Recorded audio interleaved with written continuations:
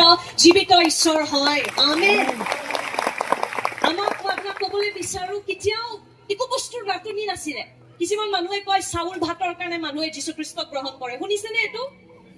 শুনিছে নহয় কিমান কিলো চাউল পাইছে আমাৰ যথেষ্ট চাউল আছিলে যথেষ্ট চাউল আছে আমাৰ কোনো বস্তুৰ অভাৱ নাছিলে আমাৰ মা দেউতা ভাল চাকৰি কৰে তো যীশুখ্ৰীষ্টক আমি চাউল দালিৰ কাৰণে কোনো পধ্যে গ্ৰহণ কৰা নাছিলো কিন্তু এটা বস্তু আমাৰ জীৱনত নাছিলে যোনটো পইচায়ও কিনিব পৰা নাছিলে সেইটো হ'ল শান্তি শান্তি নাছিলে যিমানে পইচা নাথাকক কিয় শান্তি নাছিলে আৰু মই গম পাই গলো কিয় শান্তি নাছিলে আমাৰ কাৰণ আমাৰ যীশুৰ লগত সম্পৰ্ক নাছিলে সব মানুহে এটা ৰূপত শান্তিয়ে বিচাৰি আছে কিছুমান মানুহে কষ্ট কৰি আছে ডিগ্ৰী পঢ়ি আছে পইচা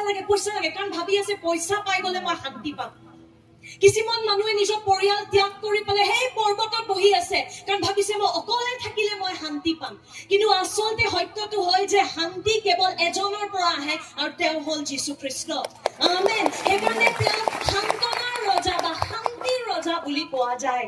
সেইকাৰণে আজি আমি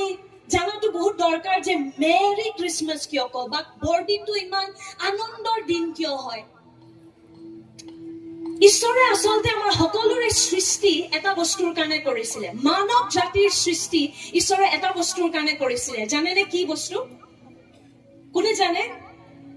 কোনোবাই ক'ব পাৰেনে ঈশ্বৰে যেতিয়া মানৱ জাতিৰ সৃষ্টি কৰিছিল কিয় সৃষ্টি কৰিছিলে আমাৰ